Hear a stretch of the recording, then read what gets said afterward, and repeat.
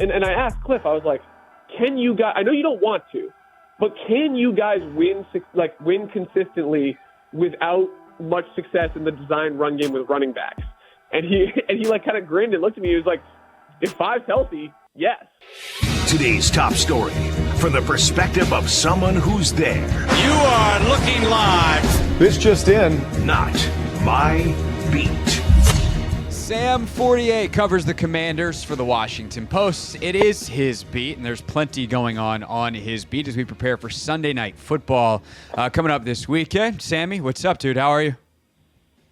You know, man, Christmas week is always a busy week in the NFL, just with all the other things going on. So I went home to Maine for the first time in like 4 years. So oh, wow.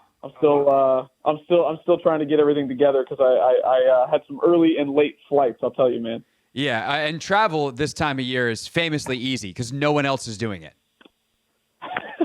Right, and there's never any weather delays. There's no impacts. It's totally fine. Speaking of the weather, because it's our show, and you know what would be our show without funny bits before we get into the actual football. Anthony and I were planning on treading on your terrain this weekend. We were going to go around the parking lots and tailgate a little bit and do some vlogging. And for those that don't know, Sam has become a viral TikTok superstar with all the things that he does on game days around Northwest Stadium.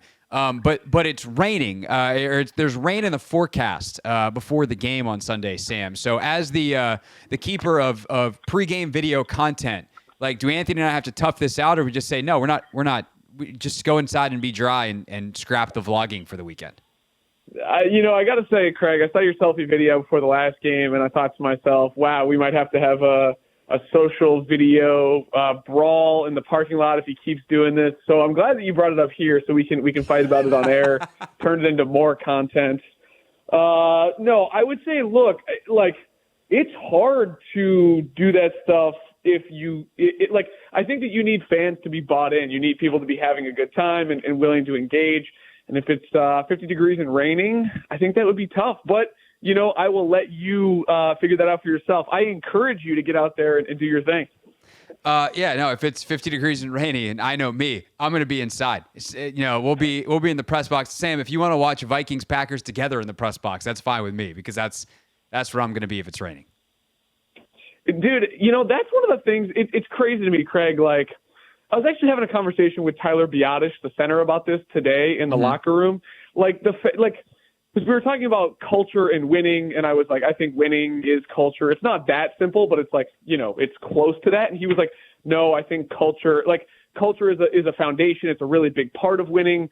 And I was like, look, man, respectfully, like, you have not been here the last 4 years when everything was about changing the culture and then the wins did not follow. And so I think that what you just said about watching Packers and Vikings is really indicative of, like, why this year feels so different. Like, we are talking about, will they get the 6th or the 7th seed in the playoffs instead of will they pick 2nd or 5th in the draft? And it's just, it's really refreshing, man.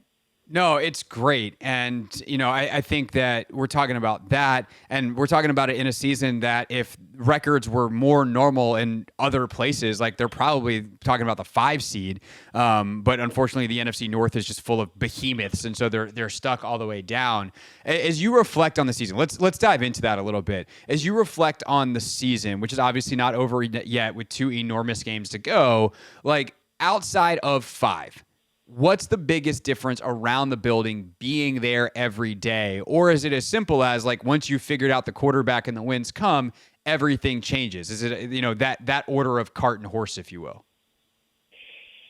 This is going to sound like such a blah corporate speak answer, but, like, the alignment of the vision of what they want to do, I think, is really impressive to me.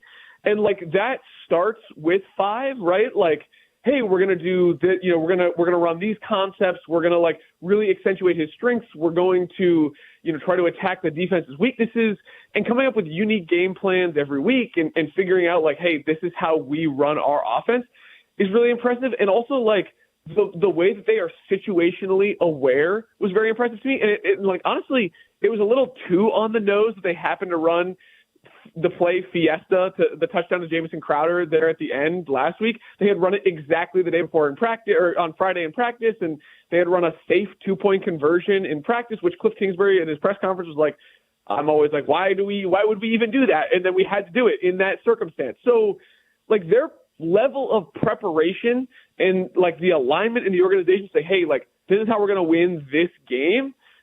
Like it all starts with having the talent to do that, but then to be able to follow up and execute in a way that say the Bears haven't or other teams around the league have not. I think that's really impressive.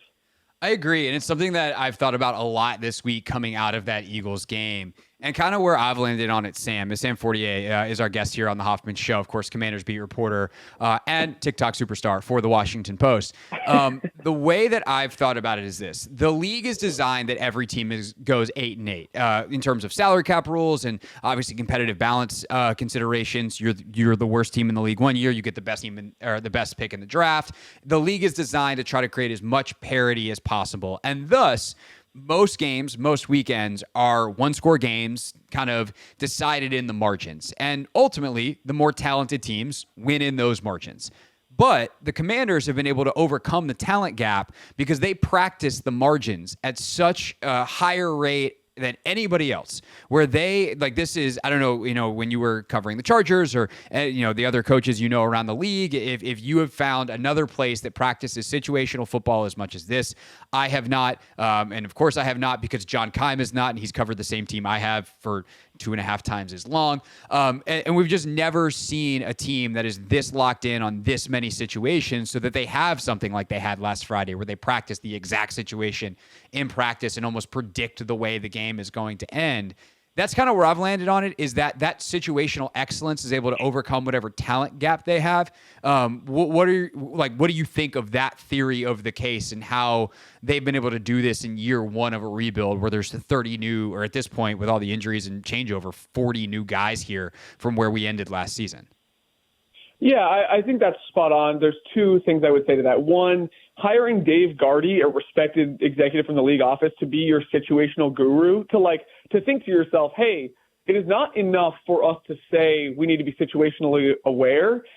We also need to create a role and give a salary to a guy for whom that is his job. He will watch all the games. He will figure out all the situations, and then we will execute them. And then also, this is something I talked to Marcus Mariota about. I have a story dropping on Marcus tomorrow that I'm actually really excited about that pertains to, the last time he was in Atlanta and when he was on the quarterback documentary Netflix series and kind of his growth and journey since then. But basically, he told me that he really wanted to go back west last free agency. He was like, look, Las Vegas is there's so many Hawaiians there. They call it the ninth island. He was like, I want to be back on the West Coast, which is where my family is. He had a kid, he had a baby 2 years ago. And he was like, when Washington initially called, I was like, I don't think so. But the vision that Dan Quinn and Kliff Kingsbury and Brian Johnson articulated to him was so exciting, and the working environment that Dan Quinn talked about was so exciting that he was like, you know what, I'm in. And so to me, all of the things that we're talking about kind of build on each other, but being situationally aware and, having such a clear, actionable vision for the quarterback position, particularly, that all builds on each other. And if they were that intent on Marcus, and I think some fans would be like, they were trying to sell Marcus Mariota, just go sign someone who's a backup. But that's not how they think about anything. They're intentional about everything that they do. And I think that is so different. And when we think about what it means to be professional grade, to me, that's something that absolutely stands out. Absolutely. And kind of to your point about Marcus Mariota, I think, and Marcus and I talked about this in depth, you can talk about whatever you want in terms of his play during preseason, or he looks good against Carolina, but I think having a veteran in that room with Jayden who can kind of talk to him about, here's how you handle the pressure of being a number 2 pick and kind of having a franchise on your shoulders. Here's how you handle the idea of everyone saying protect yourself, you're the franchise, while also playing the game that got you here.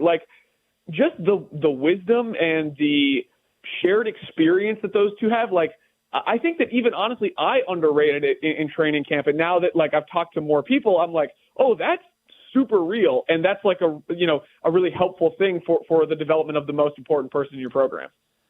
Of course, if you want more on that from Sam, check out the story tomorrow, WashingtonPost.com/sports. As for being in the building as much as you were this week, as you mentioned, you were home for part of the week, and obviously Wednesday they were off because of Christmas and whatever. Like as you talk to people around the team, how have they come down and managed the high of that win over the Eagles and gotten ready for a primetime game against the Falcons on Sunday night with the whole country watching? I mean, I think people are fired up for it, man. Like, I was talking to Frankie Louvu, and I was like, hey, in Carolina, did you play a game that was even, like, close to this level of magnitude and excitement? And he was like, no, like, not even close. And I was like, it's funny, man, because there's a lot of dudes who I think that's true for.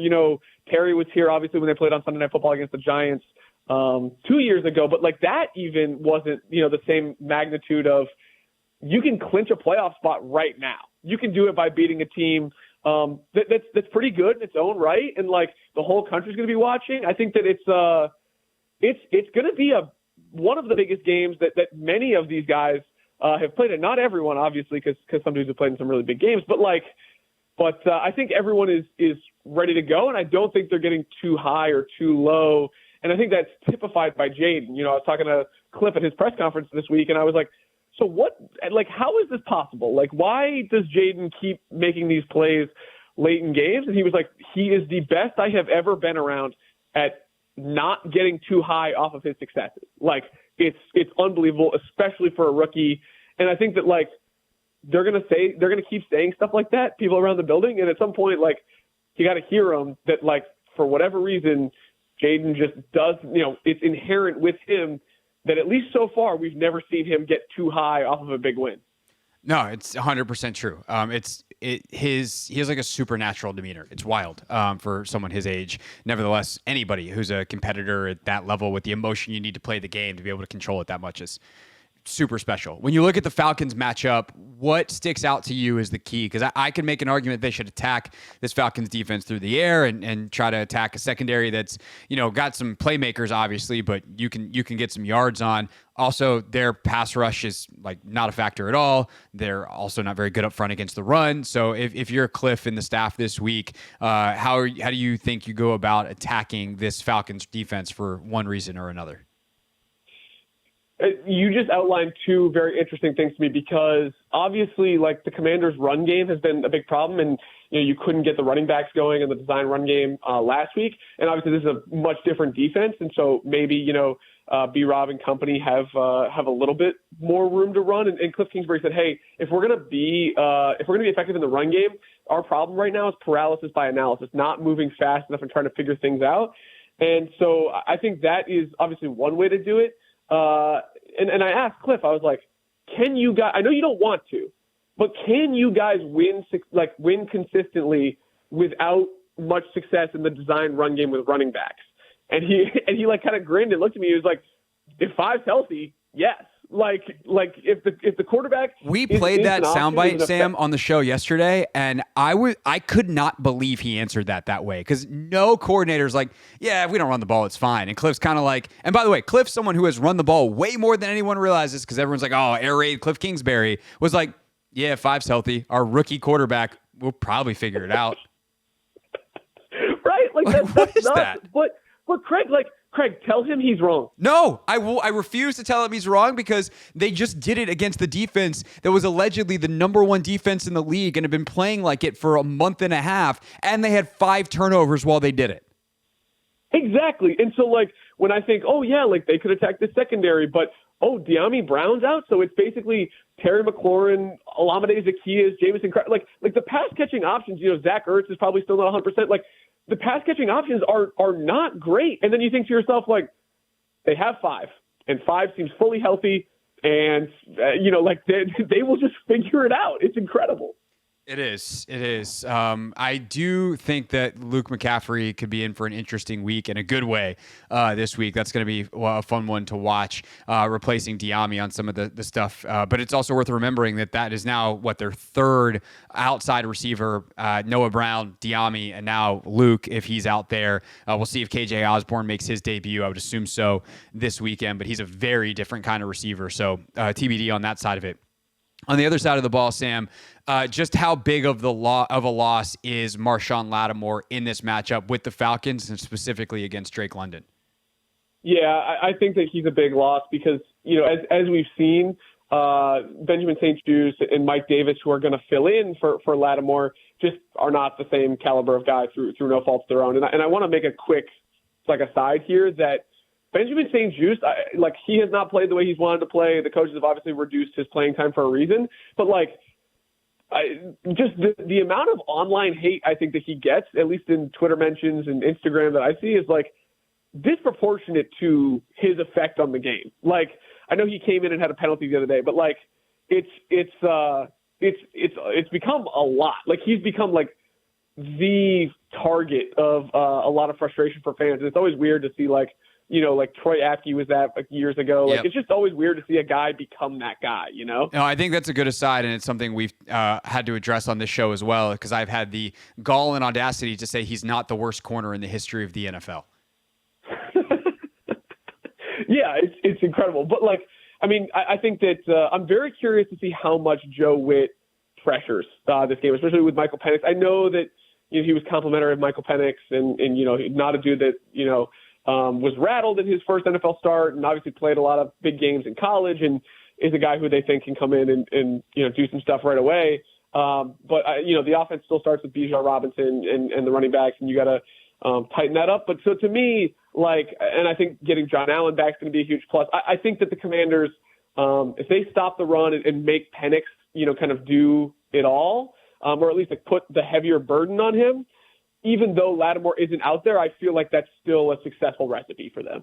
So on the run defense side of it, they this run defense last week had both one of the worst performances of any run defense against a running back all season and one of the best all in the same game. 7 carries, 109, 2 touchdowns, turns into the next 22 carries for 41 yards and hitting Saquon Barkley behind the line of scrimmage 59% of the time, minus 4 yards before contact on the final 22 rushes. They're neither of those. They're somewhere in the middle. Which one is closer to who this run defense actually is? I would say it's closer to the first half where Barkley was ripping off some explosive gains, but they did it for a half, and I have not seen any, reason that they shouldn't do that, shouldn't be closer to that against Atlanta than they were in the first half against Philly. And I think that honestly, man, when you talk to coaches, some coaches will say we play, no matter how long the season is, we play 50% of our games how good we are, 25% worse than we are, 25% better than we are. And the run defense just picked the perfect time to step up and play 25%, of that better than they were. And so the Commanders got to hope that they can keep doing that against the Falcons because, they're really talented, but they're not the Eagles' offensive line in Saquon. No, definitely not. Bijan's super explosive, but different kind of dude. And that they also very different run scheme. They're just masters of that outside zone stuff and the play action off of it, which they can now actually run because they have a quarterback with 2 functioning ankles. Sorry, Kirk. All right, last but not least for Sam Fortier, beat reporter for the Washington Post, covering the Commanders. And on top of all the great football analysis that Sam does, he has been the person in their sports department leading their coverage of the RFK situation. And Sam, had we had you on exactly a week ago, we would have been like, well, RFK thing is dead. And then we wake up Saturday morning and lo and behold, they pass the RFK provision as a separate bill, unanimous consent in the Senate. We had your colleague Megan Flynn on to talk about it, as well as some of your other colleagues that have been talking about it. But for you covering this from the Commanders side of it and kind of the football end and just following the story overall with a week to reflect, how absurd was that 24 hours through your eyes of the provision dying, and then all of a sudden the bill coming back to life and ultimately landing on Joe Biden's desk to sign, and the RFK land being in the hands of D.C.? Shout out to Megan Flynn. She's an incredible reporter, has been an incredible teammate throughout this process. Look, man, I mean, on Friday, when the provision came out, probably around a week ago this time, I sent out a tweet being like, things look bleak. Like, this is the Commanders are likely going to have to figure out what they're going to do. Are they going to try to put DC or Virginia on the table after the new year? And I got a text from a source that was like, wait a second, like, we're cooking over here. And so, dude, like, it was pretty remarkable. I just, you never expect to be watching C-SPAN at 1:15 a.m. on a Saturday, and then there I was, and I was like, wow, like, this thing is really happening. And then, from there, it's like, I hope that people appreciate that, like, this was an incredible Hail Mary. Obviously, when you look back at it, it all looks like, of course, that was going to happen in the same way that, Jayden made that throw against Chicago, but it was I've been writing about this story for 2 years, and at no point did you think, okay, like, this is for sure going to happen. Man, Sam, I mean this sincerely. I hope that's the last time in your life you're watching C-SPAN at 1:15 a.m. on a Saturday. Hey, man, me too. I mean, you're a serious reporter when you need to be. You cover some stuff, and the nature of being in D.C. is sometimes our lives take weird turns towards Capitol Hill. I hope, for the love of all things holy, whatever deity it is that you pray to, that is the last time in your career you have to watch C-SPAN at 1:15 a.m. on a Saturday morning. Sam Fortier, Washington Post, read his work. He's got the story dropping tomorrow morning on Marcus Mariota. And Sam, I will either see you in the press box or in the parking lots at Northwest Stadium on Sunday night. Yes, I look forward to it, man. Hey, this is DA, and you're listening to The Hoffman Show on the Team 980 and the Odyssey app.